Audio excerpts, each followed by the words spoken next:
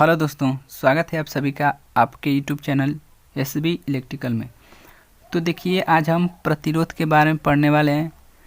एक बहुत ही most important topic है प्रतिरोध, यानी किसी चालक का प्रतिरोध। तो देखिए, प्रतिरोध किसे कहते हैं? तो कोई भी चालक हो, कोई भी चालक, ठीक, उसका वह गुण जो उससे होकर बहने वाली धारा का क्या करे, अपोज करे, यानी विरोध करे, उसी गुण को ही क्या कहते हैं? चालक का प्रतिरोध। ठीक, मान लीजिए कि कोई चालक है, इसकी लंबाई यल और अनुप्रस्थ काट का क्षेत्रफल, देखिए इसका ये क्षेत्रफल कितना है, ए मीटर स्क्वायर है। ठीक, यदि इससे होकर धारा बहे, कोई आई एम्पियर की धारा प्रवाहित की जाए, तो ये उसका विरोध करता है। इस जो चालक है, बहने वाली धारा का क्या करता है, विरोध करता है। तो जिस गुण के कारण धारा का विरोध करता है, उसी गुण को क्या कहते हैं, प्रतिरोध। तो देखिए, इसका जो परिभाषा होता है कि किसी चालक का वह गुण जो उससे होकर बहने वाली धारा का विरोध करता है, उसे ही क्या कहते हैं, प्रतिरोध कहते हैं। ठीक, तो अब देखिए, हम प्रतिरोध के बारे में जानेंगे कि प्रतिरोध किन किन कारकों पर निर्भर करता है। एक और बात, जो इसका मात्रक होता है, प्रतिरोध का मात्रक, इसका मात्रक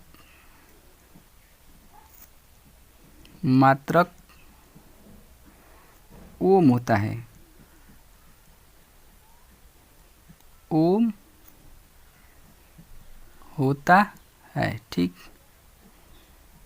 इसका मात्रक ओम होता है। ठीक, देखिए, ओम को हम इस संकेत से प्रदर्शित करते हैं। ओम को हम इसी संकेत द्वारा क्या करते हैं, प्रदर्शित करते हैं। और जो इसका खोज किया था वैज्ञानिक, वो थे जर्मनी के मैथमेटिशियन जॉर्ज सीमेन ओम। जॉर्ज सीमेन ओम ने प्रतिरोध का खोज किया था। ठीक, अब हम देखेंगे कि जो प्रतिरोध है वो किन किन कारकों पर निर्भर करता है, या कुल मिलाकर बोले तो प्रतिरोध का नियम। प्रतिरोध का नियम क्या होता है? तो देखिए, ये एक चालक तार है और इसकी लंबाई यल मीटर, इसकी लंबाई यल मीटर, और जो इसका क्रॉस सेक्शनल एरिया है वो ए है। तो जो जॉर्ज सीमेन ओम नामक वैज्ञानिक ने खोज किया था, उन्होंने यह बताया कि जो प्रतिरोध है वो लंबाई के अनुक्रमानुपाती, यानी चालक का प्रतिरोध, चालक का प्रतिरोध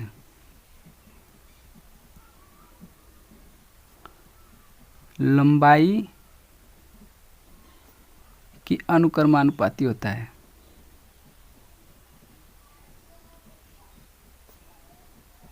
पाती होता है। ठीक,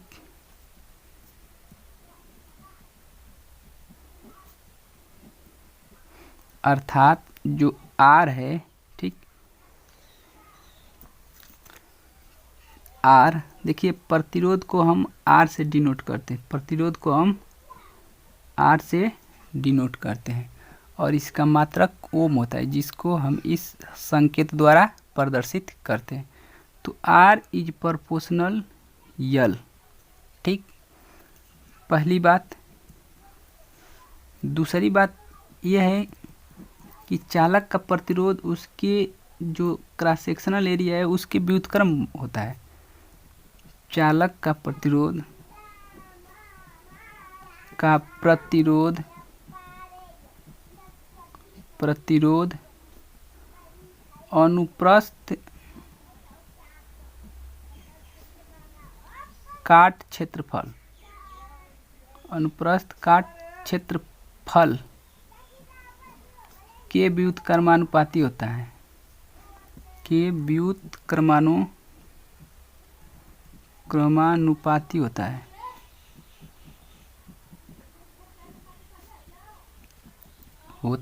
ठीक, अर्थात आर इन्वर्सली प्रोपोर्शनल 1/a, ठीक। यानी कुल मिला के इन्वर्सली होता है, जो एरिया है क्रॉस सेक्शनल एरिया उसके व्युत्क्रमानुपाती होता है। तीसरा बात क्या है कि यह चालक के विशिष्ट प्रतिरोध यानी नेचर कहें तो क्या नेचर, जो चालक का नेचर है उस पर भी निर्भर करता है। तो इसका मान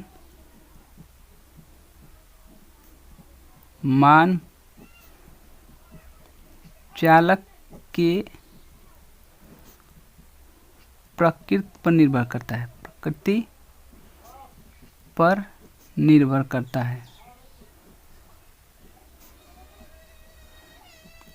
है, ठीक। चौथी बात कि यह ताप पर भी निर्भर करता है। चालक का प्रतिरोध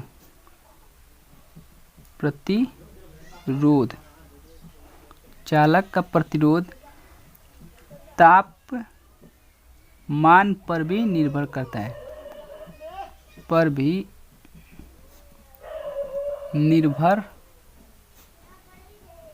है, ठीक। इन चारों बातों पर चालक का जो प्रतिरोध है वो डिपेंड करता है।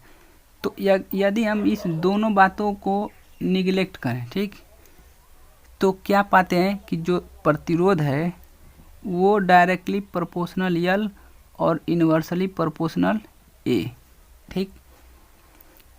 तो अगर इस प्रोपोर्शनल का चिन्ह हटाएंगे तो एक नियतांक लग जाता है जिसे हम विशिष्ट प्रतिरोध कहते हैं, रो, ठीक। रो, इसे क्या पढ़ेंगे रो, जिसे हम विशिष्ट प्रतिरोध कहते हैं। तो यही हो गया चालक के प्रतिरोध का सूत्र, ठीक। यानी R बराबर रो L/A। इसका मात्रक क्या होता है ओम, इसका मात्रक ओम होता है, प्रतिरोध का मात्रक ओम। तो यदि यहाँ से हम देखें कि जिस प्रकार यदि लंबाई बढ़ा रहे हैं किसी चालक की लंबाई बढ़ाएंगे तो क्या होगा कि प्रतिरोध का भी मान बढ़ेगा, और यदि घटाएंगे चालक की लंबाई तो प्रतिरोध का मान भी घटेगा। दूसरी बात, यहाँ से अगर क्षेत्रफल को बढ़ाएं तो व्युत्क्रमानुपाती है, यानी बढ़ाएंगे तो प्रतिरोध घटेगा और क्षेत्रफल को घटाएंगे तो प्रतिरोध बढ़ेगा, यानी उल्टा बोलेंगे। इन दोनों का रिलेशन R और A के रिलेशन में व्युत्क्रम का रिलेशन होता है, यानी एक को अगर घटाएंगे तो R क्या होगा बढ़ेगा, और यदि A को बढ़ाएंगे तो R घटेगा, ठीक। तो इतना आप लोगों को क्लियर हो गया कि चालक तार का जो प्रतिरोध का सूत्र होता है वो होता है रो L/A। यहाँ से L के अनुक्रमानुपाती होता है R, यानी डायरेक्टली प्रोपोर्शनल होता है। यदि L बढ़ाएंगे तो R बढ़ेगा, और A घटाएंगे तो R बढ़ेगा, और A बढ़ाएंगे तो R घटेगा। अब देखिए विशिष्ट प्रतिरोध।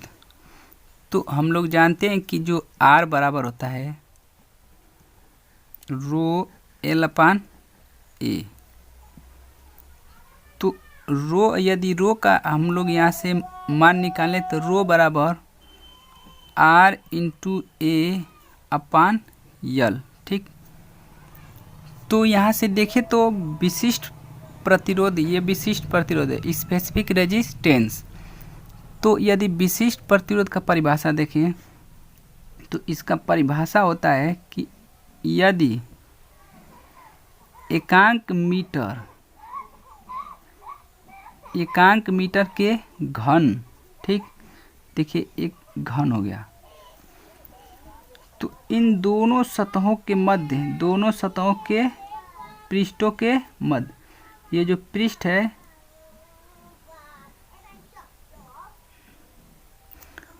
इन दोनों पृष्ठों के मध्य लगने वाले प्रतिरोध को क्या कहते हैं विशिष्ट प्रतिरोध। यदि 1 मीटर घन के दोनों विपरीत सतहों के मध्य लगने वाले प्रतिरोध को क्या कहते हैं? विशिष्ट प्रतिरोध कहते हैं। तो विशिष्ट प्रतिरोध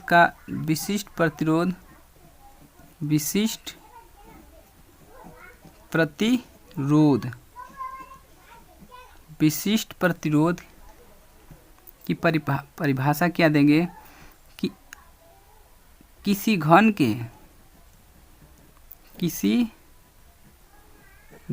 के दो विपरीत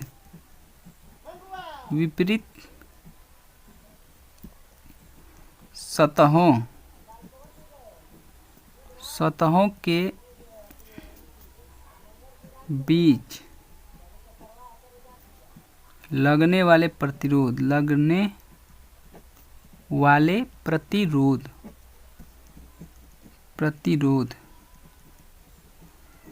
को ही विशिष्ट प्रतिरोध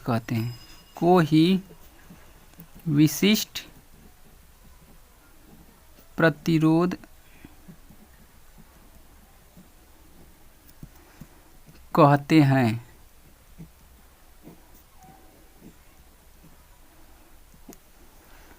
क्लियर? अब देखिए विशिष्ट प्रतिरोध का यदि मात्रक निकालें, विशिष्ट प्रतिरोध का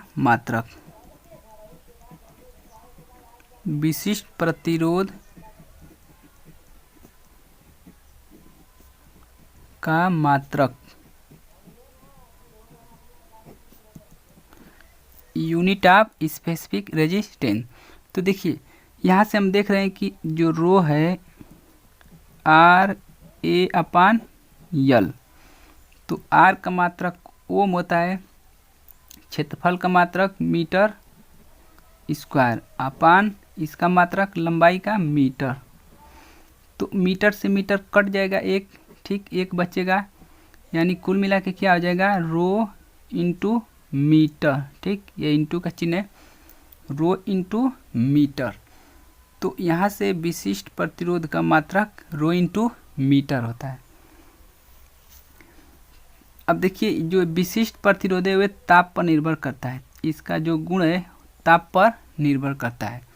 ताप बदलेंगे तो इसका गुण भी बदल जाएगा। ताप को चेंज करने से इसका नेचर चेंज हो जाता है, किसी भी चालक का नेचर थोड़ा सा चेंज होता है। तो ये था सब विशिष्ट प्रतिरोध और प्रतिरोध के बारे में। आशा करता हूँ इतना सब आप लोगों को समझ में आ गया होगा। तो आज के लिए बस इतना ही। अगर ये वीडियो आपको अच्छी लगे, हेल्पफुल लगे, तो प्लीज़ चैनल को सब्सक्राइब कीजिए और अधिक से अधिक अपने दोस्तों में शेयर कीजिए।